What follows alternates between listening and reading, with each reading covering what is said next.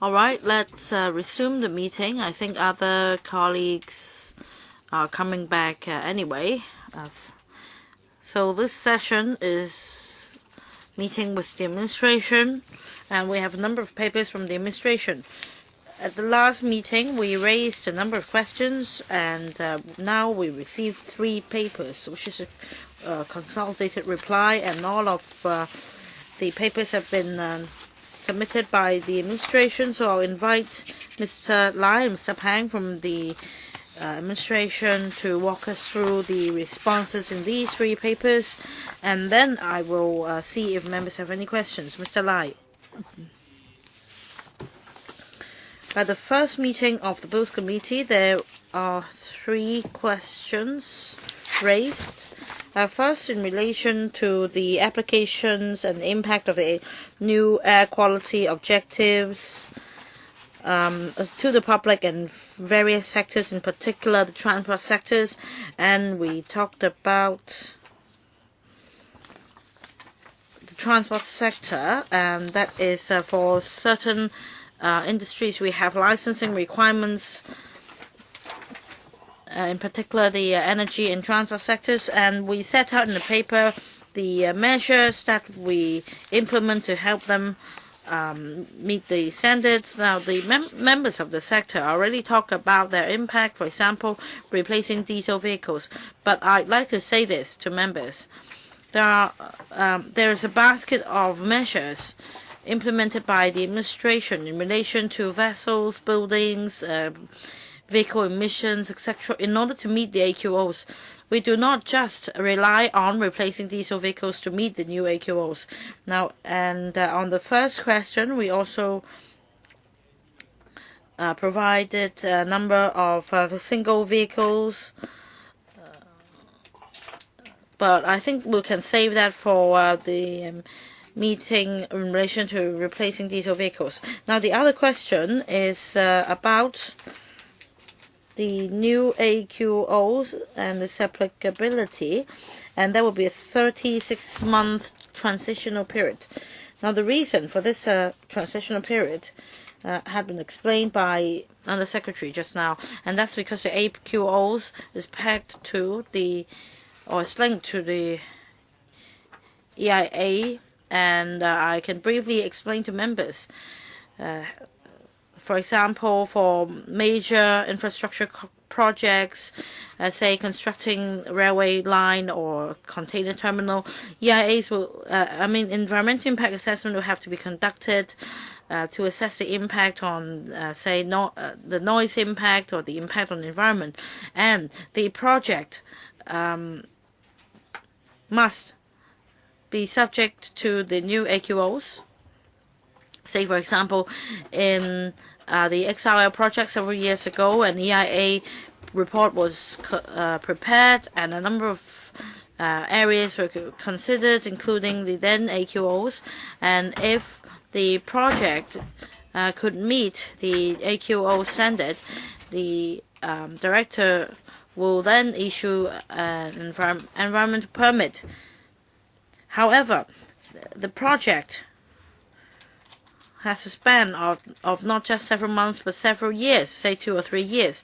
Now, whilst this project is in progress, if the EP, after issuing the environmental permit, if the proponent of the project would like to modify the project, for example, for a major road, if the destination is from A to B, and now because of the result of the investigation work, they need to shift the alignment by 100 meters to reach destination C, they're required to apply to the EPD.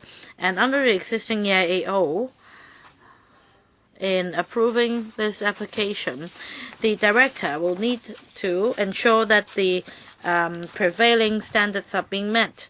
So, originally, when the EIA was conducted, the project could meet the then AQOs. But when, say, starting from next year, if an application is made to the the Director of Environmental Protection for the alignment to be shifted northwards by 100 meters. Then the Director will look at the application against the new AQOs.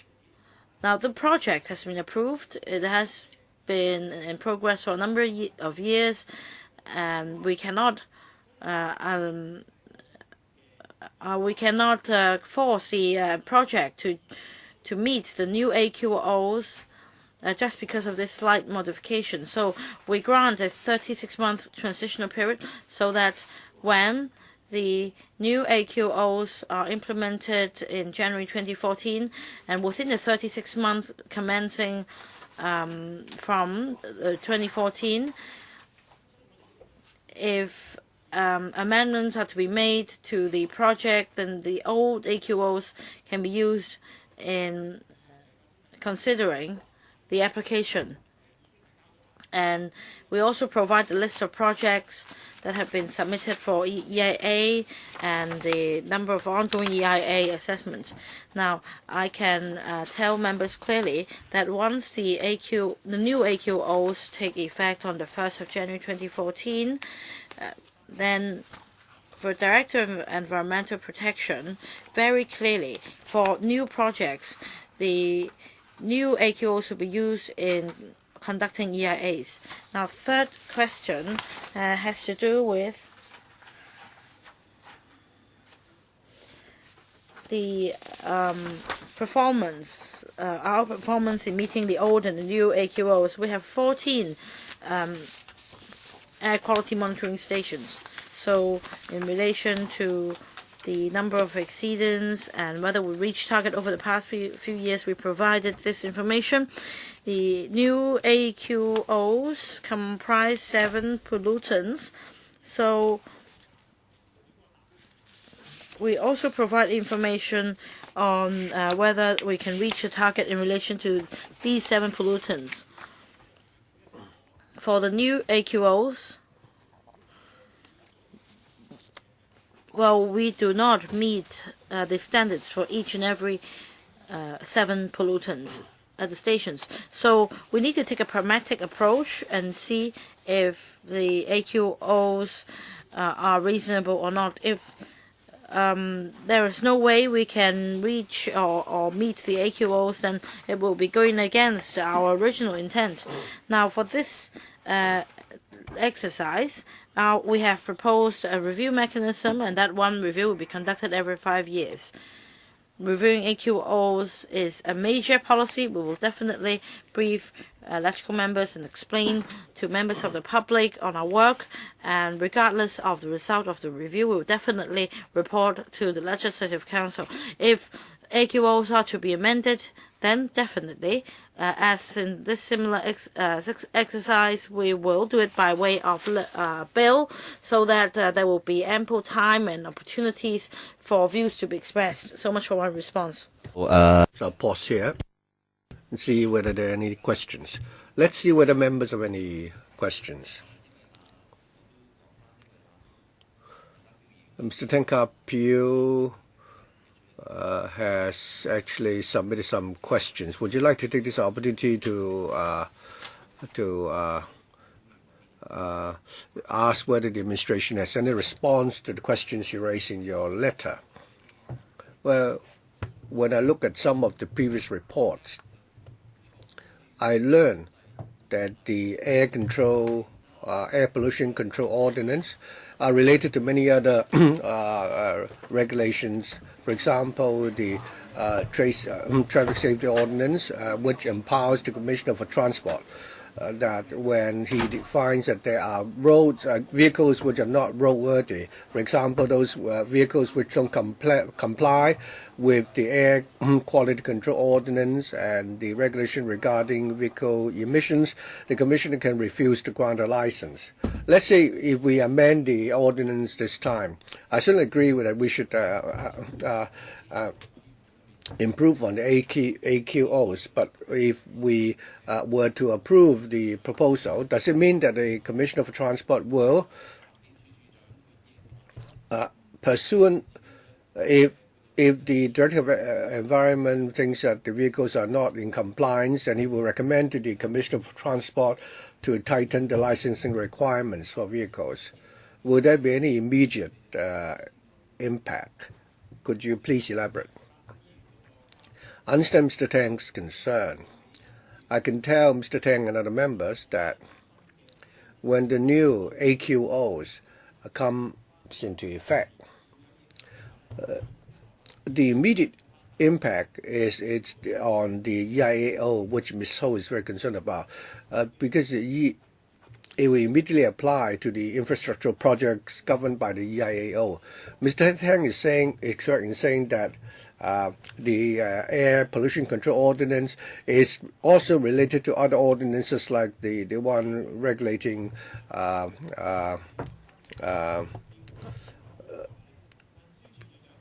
vehicles. But with the approval of the AQO, the Commission of Transport will not amend its policies regarding the licensing of vehicles unless we have some policy changes. That is, after we've set a new AQO, and suppose we say that the emission standard during the annual roadworthiness, the test, annual inspection of vehicles, then we will tighten the policy. Or if we want to achieve the AQO, we need to come up with many improvement measures. One of our suggestions, for example, is whether or not the old pre-Euro 3 diesel vehicles, the license will not be renewed after a specified date. We have to first implement a measure through policy or through legislation, and then the license will be affected through the new measure. So the amendment of this, the amendment of the existing ordinance will automatically trigger the amendment of other legislation. Regarding motor vehicles, I think Mr. Tang's understanding is correct, but that's not the case for the EIAO. So because when we have a new AQOs approved, then all the projects, approved by the EIAO will be affected. Well, at this time, I can only see the implication with the road safety ordinance. Now that the amendment we're discussing now, if they were approved, immediately it will affect the EIAO. Other than this, will there be other policies and legislation which will be affected with the commencement of this bill? Could you give us a list? I can certainly verify my understanding again. My understanding is that the new AQO, once they were approved, the immediate impact would be on the EIAO in respect of the approval of new infrastructural projects. So there will be a direct impact on those projects. But for other ordinances, such as the road safety ordinance, like I said, we must resort to new policies or new ordinances and regulations before policy relating to air quality will affect those projects. So we don't have that at the moment. I'll go back and confirm whether or not this understanding is accurate. So do we have any other members for the first round? Ms. Sit Ho and Mr. Gary Chen. Mr. Tangkap Bill. Ms. Sit Ho. Thank you. We'll allow 4 minutes each. 5 minutes then. Never mind. But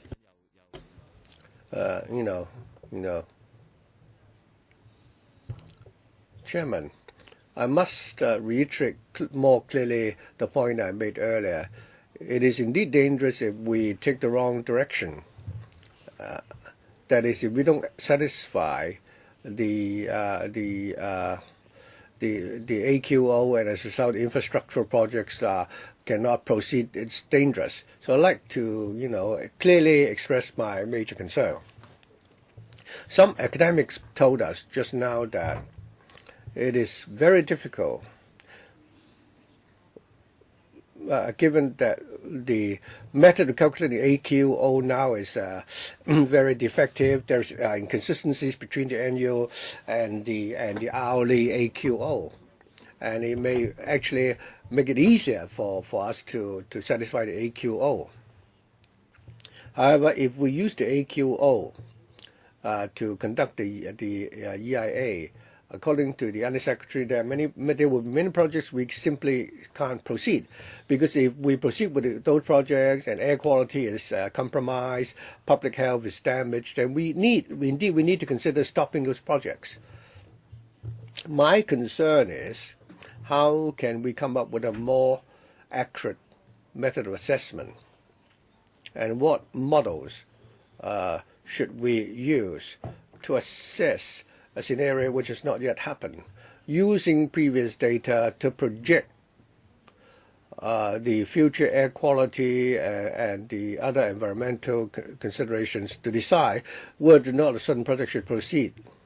Well, this is difficult, Chairman, but still we have to do it, even if it's difficult. First of all, I hope the administration can work together with all the different sectors to come up with a set of AQO which is the most realistic, come up with the most realistic model. And secondly, we're talking about projections. I understand that there are many variables, there are many unknown variables, which can change our projections. However, it can also improve the discrepancy between the projection and the best case scenario. Chairman, I understand that we will be discussing. We will be having an agenda item to discuss this method of projection. When are we going to do this? And the working group on air pollution, I think we can. That probably will be the best forum for us to discuss that. So I'd like to ask the chairman and the administration when we can put this onto the agenda of this committee. Yes. Because when we discuss this at the working group on pollution, we want to look at this method of assessment. It was suggested that it should be, discussed by the panel rather than by the working group. So when can we put this on to the agenda? I think we don't have the agenda for our third and fourth meetings yet. We have some proposed dates. We can certainly discuss that. And we can see whether the Bureau agrees that this could be one of our discussion items. Later on today, we have to also decide on what items we should discuss for the next two meetings. I understand that some members are not here, today being a Saturday, and some. So I mean, those who are not here may later on also, raise their own issues. Of course, I will not try to repeat what other members already raised.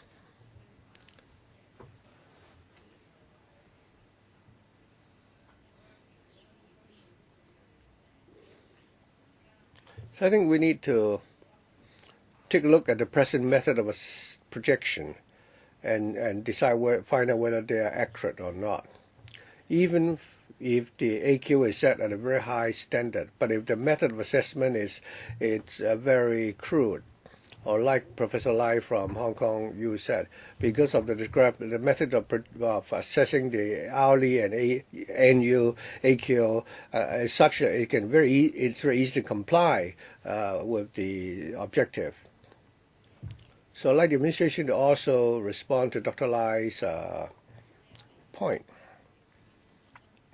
Could you tell us how there is a discrepancy between the hourly average and the annual average? Chairman, thank you, Ms. Ho, for your question. Let me answer Ms. Ho's question from two angles. First of all, I hope all members will understand this. The new AQO compared with the existing AQO is an improvement because we've tightened the standard. This is really a very challenging objective.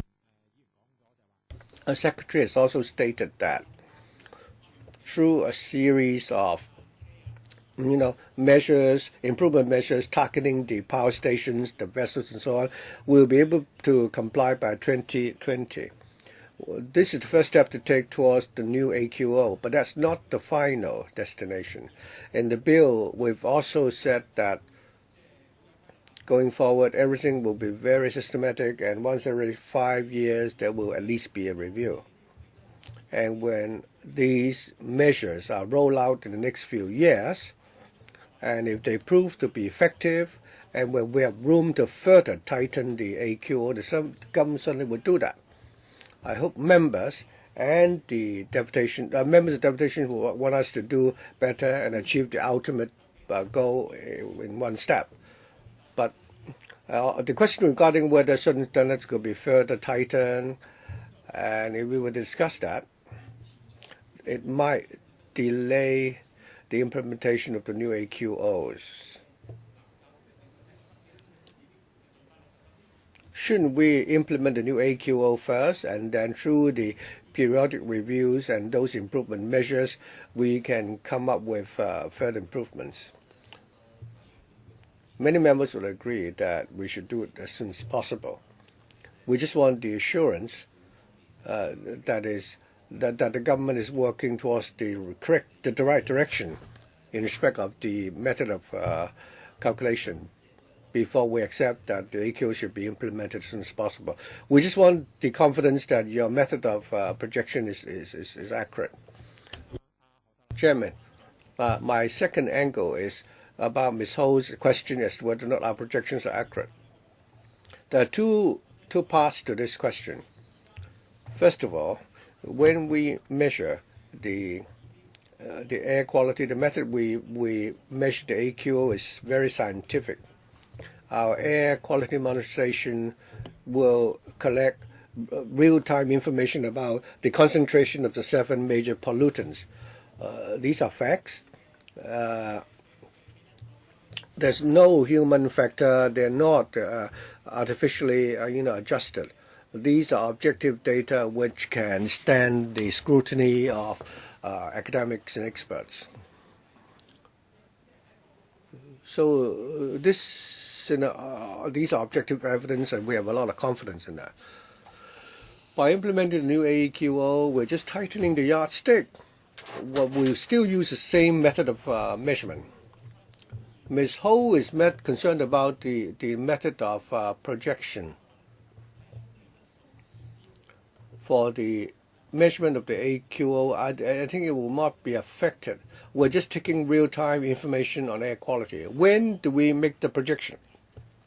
That would be when we have a new railway project, or when we need to build a new road, and 5 or 10 years after it's been commissioned, what would the air quality be like at the time, and how much additional pollutants will be created when we build this new road. That's what we need to project. So the EPD will use the well-established method to make that projection, and we will explain in detail to members how that assessment or projection is made. But I personally think that this methodology is not really relevant to this bill. In conducting the EIA, as to how the projection is done, it has to do with how the EIAO assesses the future air quality. So for projections, it has to do with the EIAO. Do you accept this answer, Mr. Ho? But Chairman, I hope the administration would go back and clarify matters. I agree that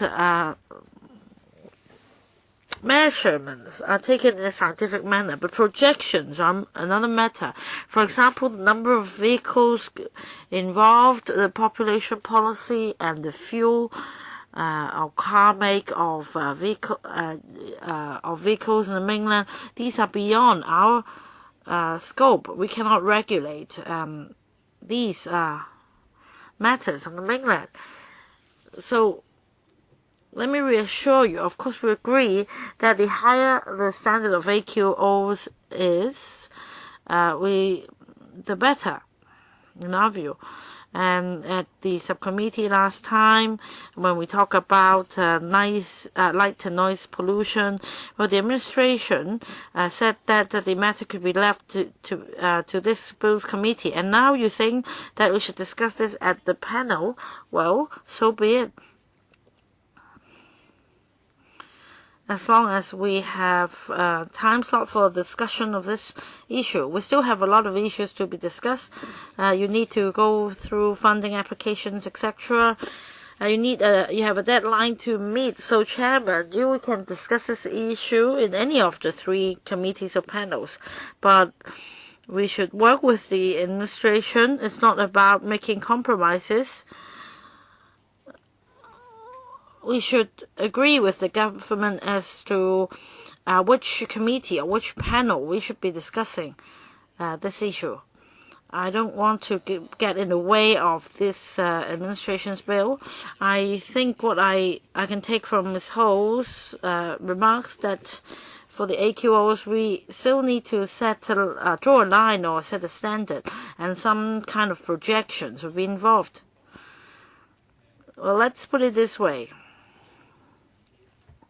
For the new AQOs, that's just a benchmark or yardstick. There is no projection involved. When we talk about the concentration of SO2, that's an absolute figure, not a projection. So for this ordinance, we only include actual figures. What about projections? That's done in the EIA in relation to the quality of air in Hong Kong in 10 years' time. We do make projections. Yes, I understand. But what the member is saying is whether we should accept this line drawn, because we may be subject to the influence from the mainland, and there might be impact on various sectors, and projections are necessary to see if it's acceptable by our society. Of course, what you say is correct as well. Chairman, I am talking about when this where this method of projection should be discussed.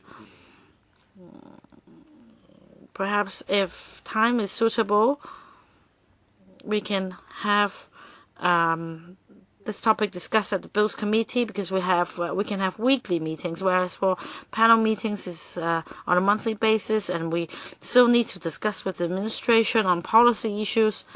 All right, we can come back to this point. If I don't set any time limit, Mr. Lai, just a very brief response. I'd like to offer my view to Ms. Ho and other members. Of course, we explained to members about the methodology of projection. It's just a question of where. If we come back to this Bills Committee instead of the panel, it's not a problem for me. But my concern is that we do have a tight schedule as far as scrutinizing this bill is concerned, and we have other concerns from members as to whether this yardstick is it's appropriate or not. Some say that our objectives are are worse than Bangladesh and other countries. Well, and from the first BC, we see that there are still other concerns to be discussed. For example, as to whether reviews should be conducted once in only every 5 years. So there are a number of bigger issues to be discussed. If you want to discuss the path model, then of course there is no problem if time allows. And on the 10th of June, we have another meeting. But do we have sufficient time to discuss all these issues? So my suggestion is that since this path model doesn't really directly relate to this bill. My suggestion is whether we can report to members at the panel on environmental affairs in the June meeting. But if you insist to have it discussed at this Bills committee meeting, then we can do that, of course. Well, my major concern is that you should not pass the buck. Right, he already said that he is willing to do it. Well, you know that for the EAP there are lots of special meetings. I don't want to see that when the issue is to be discussed at the EAP, he will say something else. All right, everything's on record today. Next, Mr. Dr. Kenneth Chan. I'm sorry, we need to keep watch of the time. So you can come back for a second round. Chairman, please don't cut the filibuster like some other members did. So thank you, administration, for submitting the papers in an organized manner. And I now have more concrete information, having read the paper, for a more concrete discussion. I appreciate that. And I think this question has been raised at other BC meetings as well.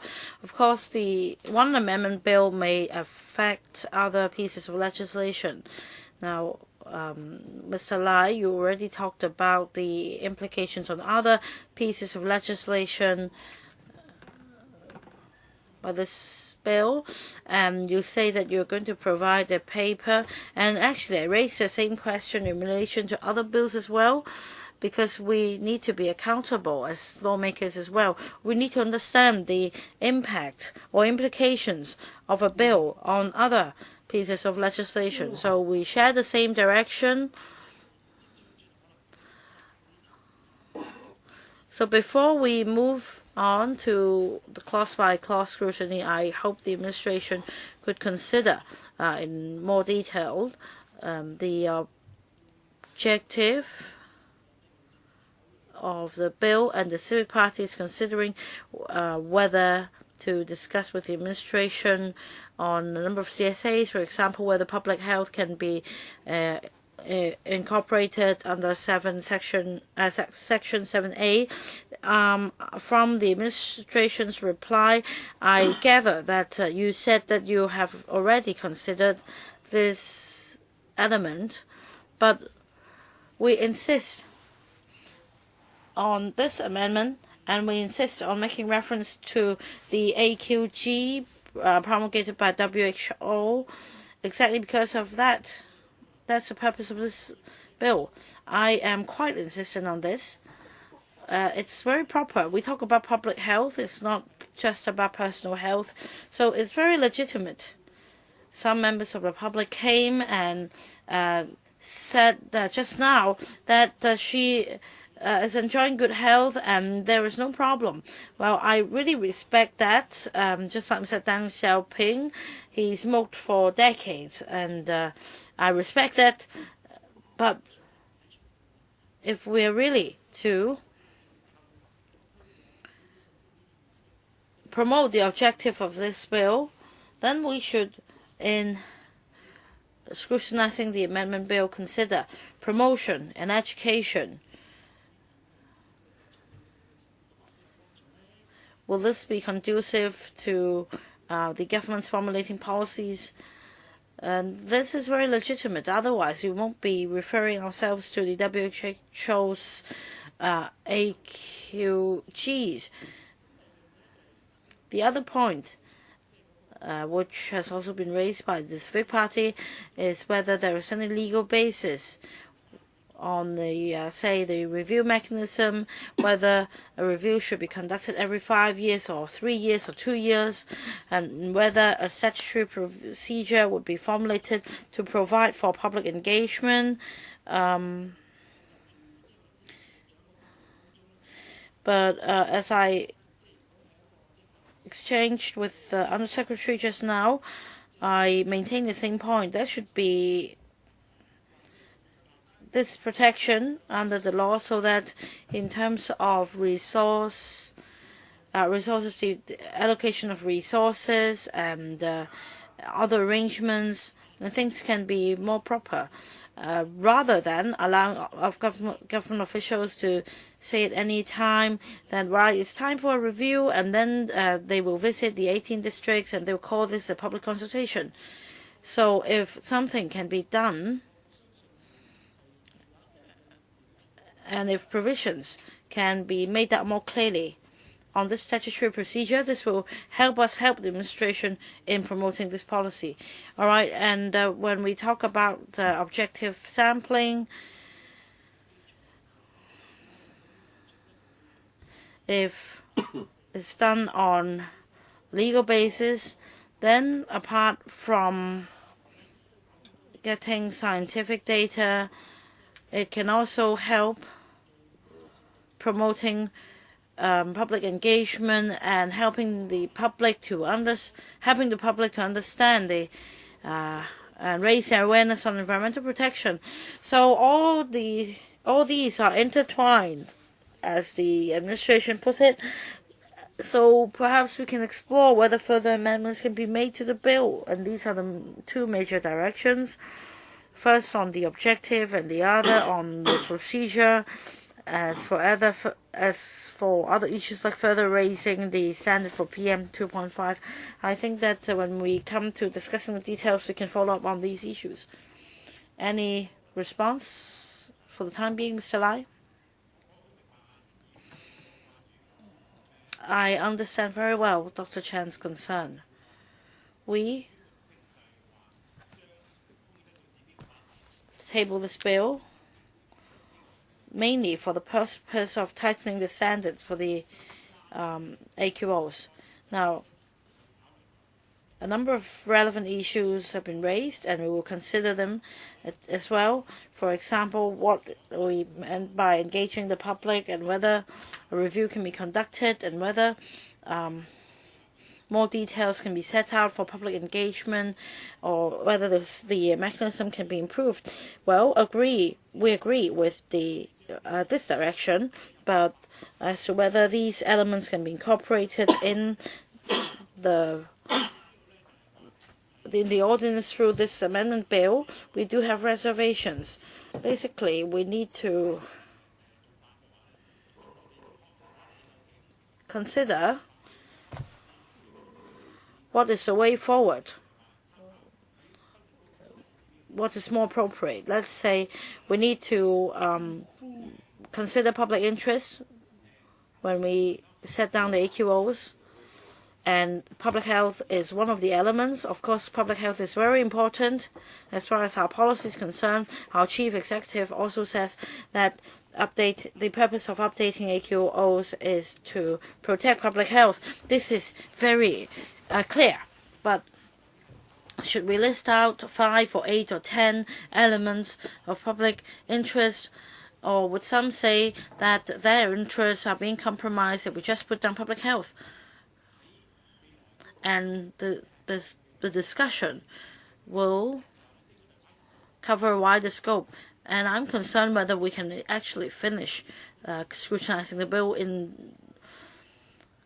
within our time frame, because this will be a scope wider than that of the bill.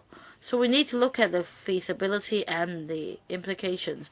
And when we make certain suggestions, for example, see if we adopt Dr. Chan's recommendations and say that among public interests, we must put public health the top priority. Well, we're not against that, but there may be other members of the public or groups suggesting that other elements should also be included. So the discussion could go on and on.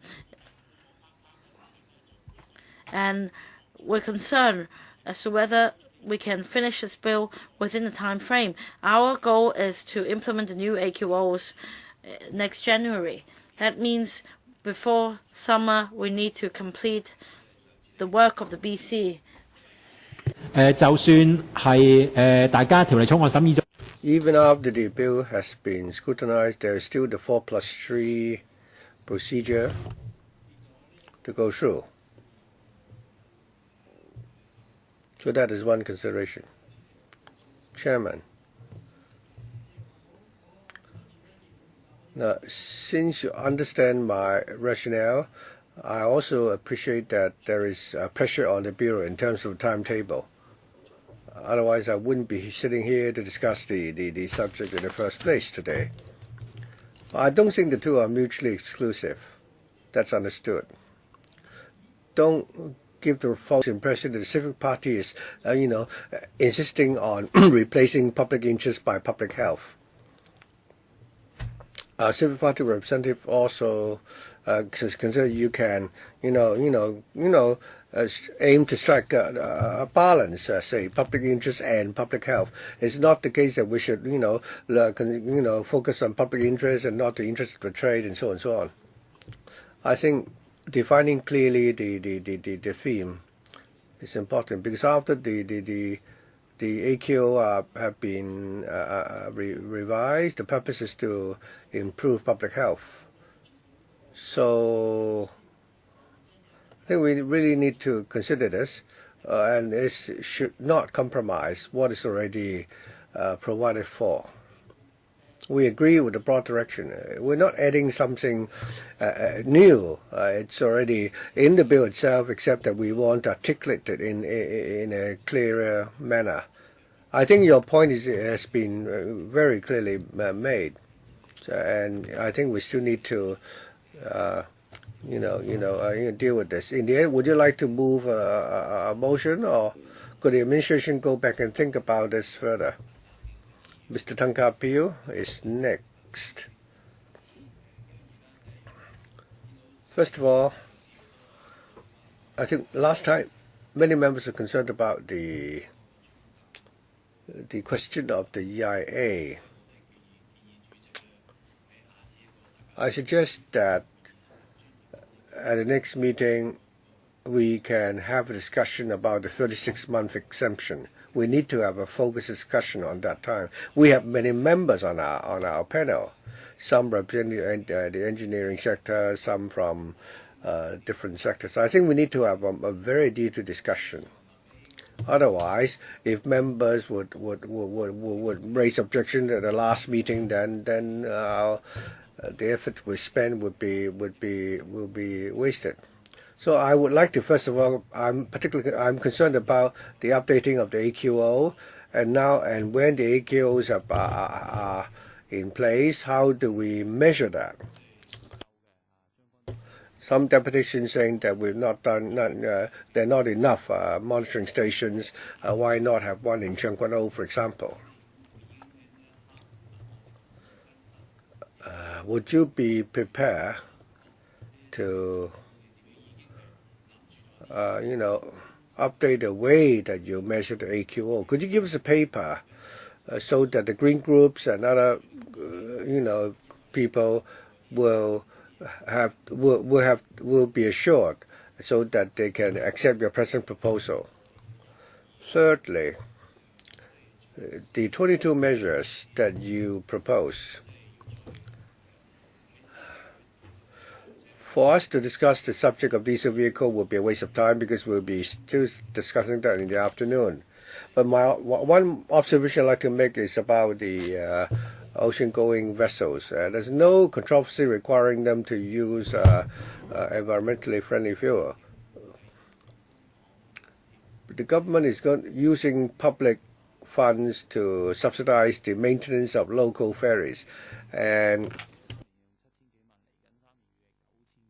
the maintenance costs are going up a lot already. It was 30 million previously, now it's gone up 7 million. And if there is public subsidy, then the operators will simply continue to use the old vessels. Why replace them? And they're operating in Central Harbour. So would the EPD talk to the Marine Department, the TD, about the emission by the ferries going to the outlying islands? Since they have subsidies, they are willing to replace the old vessels. So obviously there's no incentive for them to replace the vessels. I mean, this vessels are like vehicles. The older the vehicle, the vessel, the more the emission it generates. So would you be prepared to look into this? Thank you, Mr. Tang, for your two suggestions. Regarding vessels, other than requiring ocean-going container vessels to,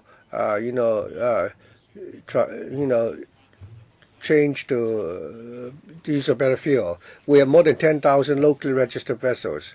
In March, at the environmental panel, we reported to members that by tightening the diesel fuel, the sulfur content of the diesel used by the vessels, we're going to tighten it to 0.05 so that the sulfur dioxide emission could be drastically reduced, and members support our proposal. We've consulted the trade and they also accept this. Regarding the supply of better quality fuel, the suppliers are also willing to supply that, although the cost is only more up by 1%. So later on, we will be tabling a bill for members to approve the restrictions regarding the use of the fuel used to be used by vessels. Regarding the replacement of the engine, that will have more far-reaching implications, and we will need to look into this further with the TD. For the operator of the mass transit system, you will not affect the operations. You just require them to shift to better fuel. But for the individual small operators, please be fair to them. You also have not responded to the point about measurement. Well, regarding measurement, like the Undersecretary said, we have 14 monitoring stations, which already reflect the situation along our roadsides and also the air quality in the different parts of Hong Kong. We believe that they are more or less sufficient. However, every year we'll review the network to see whether we need to add more new monitoring stations. We are considering to build 2 new stations, one at Tuen Mun near the town hall. That will be commissioned in the second half of this year. In Tseung Kwan O, we hope to build a new monitoring station, and we will be consulting with the district council there about this proposal. Chairman, can I ask one more question? I am no expert in the field. I'd like to know, for these pollutants, if they're lighter than air, do they float upwards or downwards? I think some people commented on the height of the monitoring stations. It would depend on the role of the station itself. Roadside monitoring stations has a duty to measure the roadside air quality, so they are located on the roadside. If you pass through that station in Central,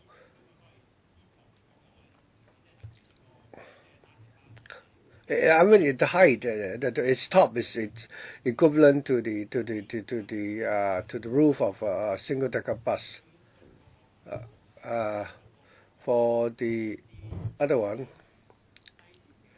they would have the height equivalent to the height of a building of several stories. And that is compatible to the international requirements. Of all the pollutants that you monitor, do some of them move up and others move down? Among the pollutants, the density vis-a-vis the density of air is not a relevant issue. The question is whether or not they mix well with the atmosphere. Since they are closer to the origin of the emission on roadside, so there's more. But at the other monitoring stations, the pollutants are more dispersed already, because some of the pollutants have a higher density than air. Others are lighter, but still they will be lifted by air. They'll be mixed up with the air.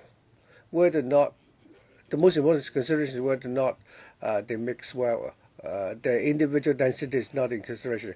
They do not just unilaterally move upward or downwards. Yeah.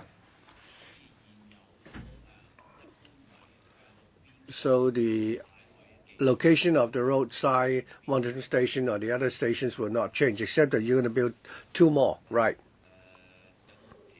Any other questions from members?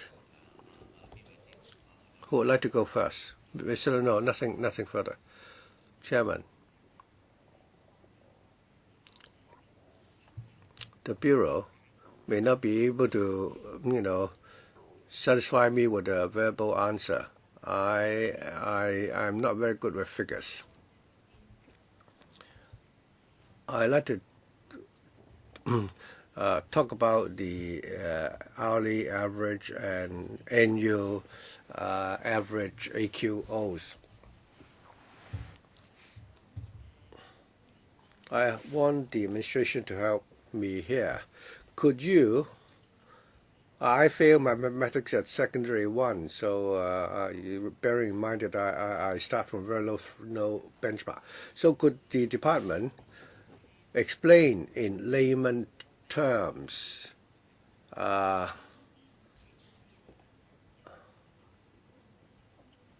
is, when you measure sulfur dioxide every 10 minutes, the daily average, and the number of exceedance per year, what is the relationship amongst the 3? And if we're going to take the average at a particular period of time, what would be the worst case scenario where we can still satisfy the average AQO? For sulfur dioxide, 500 milligram per square meter. Could you give real-life examples as to what it's like if we exceed 500 milligram per cubic meter? I mean, just could the officials, maybe you can't even answer your question with a paper. Perhaps some sort of a simulated sample could be given to Ms. Ho for a smell. Thank you. Also, please explain the relationship amongst those the 3. To answer Ms. Ho's question, in setting the annual and the hourly value, they may not be directly related. The consideration is the immediate impact and the long-term impact on health. I think you understand that when there's a high concentration of pollution, even if you breathe it in for a short time, there would be an immediate reaction. But even if the concentration level is very low, there's no immediate problem. Even if you breathe it in, you still survive. But then gradually, as they build up, it may result in a chronic disease. You may suffer from lung cancer or infections of your respiratory system. So the WHO recommends 2 standards, and the considerations for the 2 of them are different, and the medical data used are not the same. One would be focused on the immediate impact. The other one would be on the impact in terms of what it will cause any chronic health. I think Professor Lai has sort of confused the 2. For the long-term chronic standards, we have observed daily ups and downs of the figure. And then you can also take the annual average. We have all such data, and therefore, statistically speaking, we can find out what is the daily peak. And Professor Lai said that there is a relationship. If you want to, achieve a certain annual average figure, then the daily concentration should not exceed by so much, because very often we are subject to the influence of the weather. Even if the daily emission every day is the same, there will still be ups and downs due to climatic changes. So we can roughly see that if I want to achieve certain annual average, then we hope that the daily average should not exceed a certain level. So this is a statistical issue. It has nothing to do with health. But in setting the standard, we have to consider the impact on health. That is, whether a particular concentration level will cause a health hazard. Yes, you can supplement sulfur dioxide. I think many people have asked, if you go to a spa area, if there is a tub for spa water within the guest room, the hotel will recommend guests to open the windows, or at least to separate the bathtub area with the bedroom. So we want to get a feeling of what concentration exactly we're talking about. Now, about sulfur dioxide in clause 4, it said that the reference period is 10 minutes. So what if there is a sudden surge within the 10 minutes, so that you experience vomiting and so on and so forth, and let's say if the concentration of sulfur dioxide increases very drastically and is detected by the station, what will happen? I think the best way is to manage it at source. Now, judging from the data that we got from monitoring stations, we haven't seen any record of the level reaching 500 or above. But one possibility of this happening is for a chimney to be directly facing a monitoring station, and that the exhaust from the chimney may affect the reading. So as we tighten the AQOs, we want to reduce sulfur dioxide content from emissions from either the commercial sector or industrial sector or vehicles, so that we're already to able to do that. The level is as close to zero, but we need to do more with vessel emissions. Well, another brief question: what will cause immediate adverse bodily reactions in terms of sulfur concentration? Well, I think they need time to give you this answer, and I think this question is an important one, because it seems the information provided by the administration is different from the experts' views. There could be different views in the discussion, but we need to make things clear. Just now, Dr. Lai made some remarks, but he hasn't submitted the written submission, and we can see if we could invite him to write in so that we can compare the two, to avoid any misunderstanding of his remarks. So we're going to talk about the issues to be discussed at the next two meetings. I think we need to follow up on these issues anyway. So second round, Dr. Kenneth Chan, I'll allow him to have his second round, and then I will talk about what the issues for the next meetings. Well, just a brief one. I am reading a follow-up paper from the administration today on the number of commercial vehicles, number of commercial vehicles that are pre-Euro, and which are single vehicles, etc. So my question is, how many vehicles running on the road today are pre-Euro commercial vehicles or single vehicles? where does the information come from? Will the government checked with government departments like the FSD, the police, or even the GPA, or even the Legislative Council? We need to avoid double standards. Apart from regulating commercial vehicles, the government should also do something to regulate its own vehicles. Alright, I think it's okay to get information from the administration, but strictly speaking, it's not directly related to the scrutiny of this bill. It's not directly relevant to the provisions in the bill.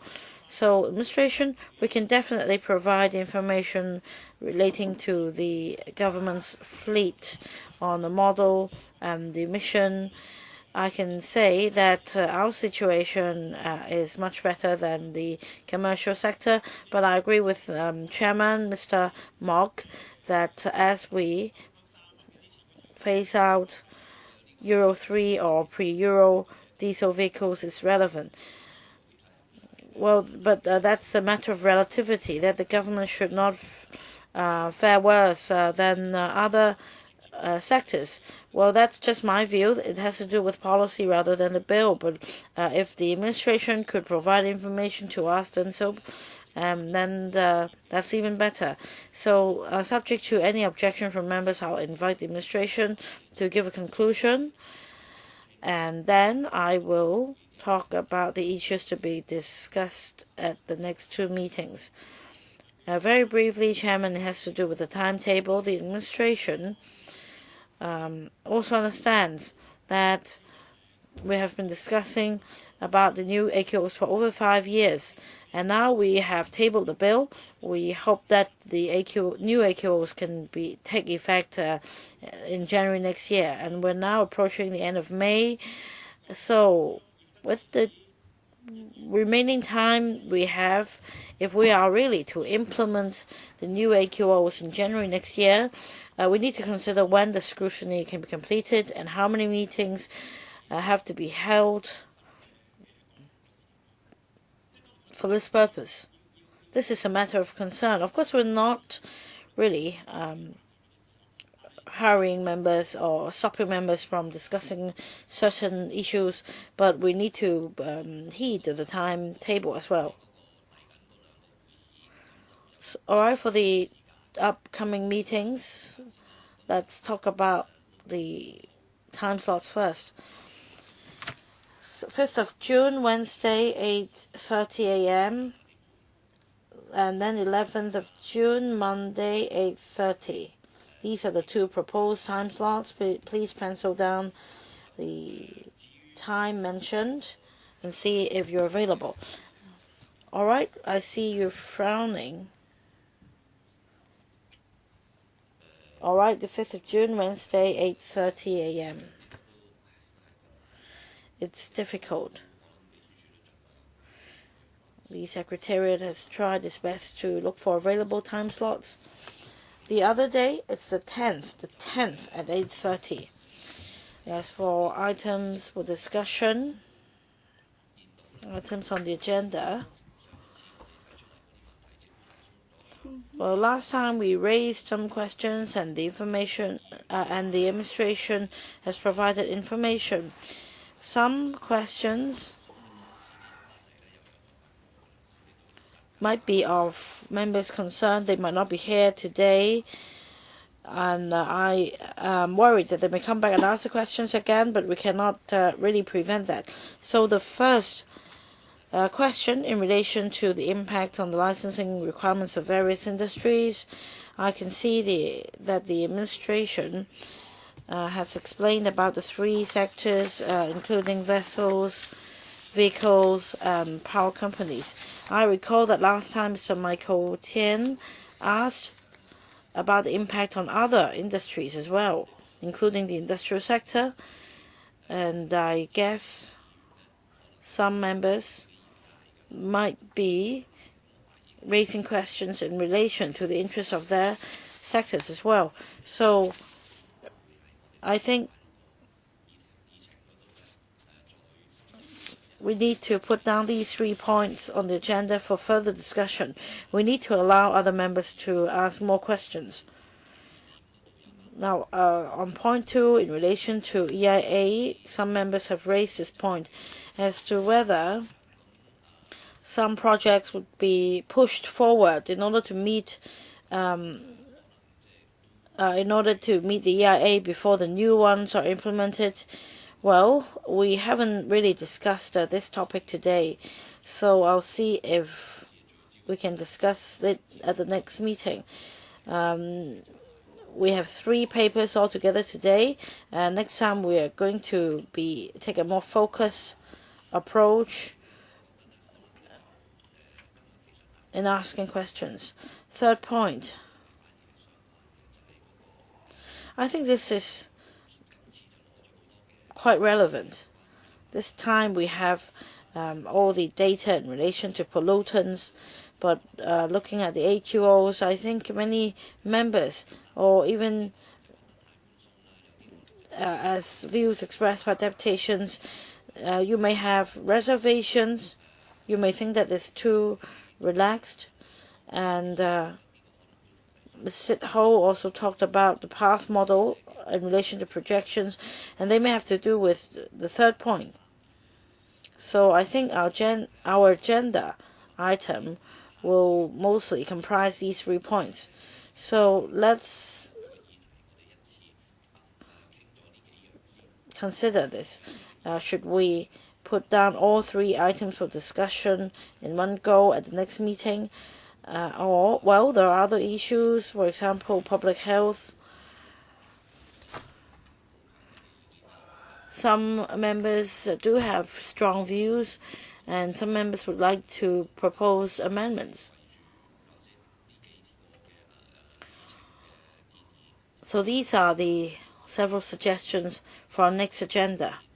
Any views on these points, or any views on the priorities?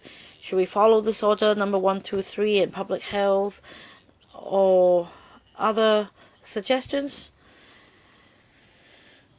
Yes, clause by clause scrutiny. I think this will take us some time.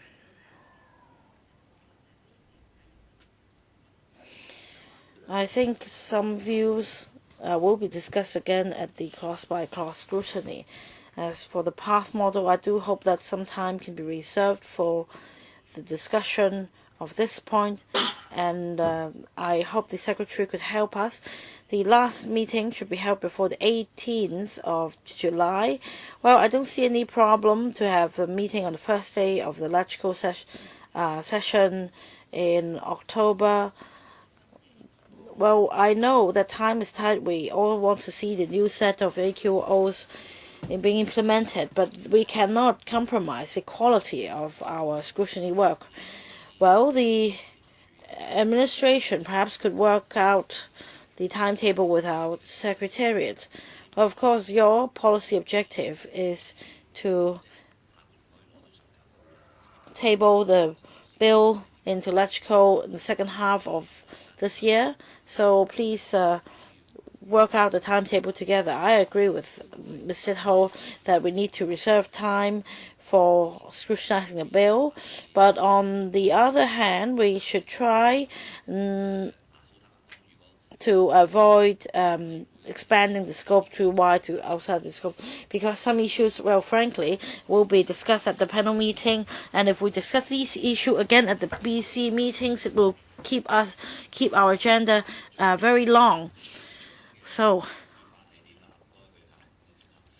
final remarks, and coming back to the agenda, any other suggestions? No? Mr. Tan Ka-pil. Well, the first question I raised was about the impact on other related legislation. Could they give us a checklist? Well, then give us a paper. If there's nothing, then we wouldn't have to discuss it. So let's hope they will give us a paper the next time. So next time, we will focus on these 3 papers. And we hope there will be more members present to ask the questions, all right? And I will bear in mind the issue concerning public health and public interest will discuss that at our meeting on June 10th. And I hope the administration can also give us a paper to explain your position. So perhaps if you already have a position, then we may not need to discuss that. So let's see whether there's items outstanding from the meeting on the 5th of June, and then we can put it onto the agenda for the subsequent meeting. Okay? If there's no other business, we may now adjourn. Thank you.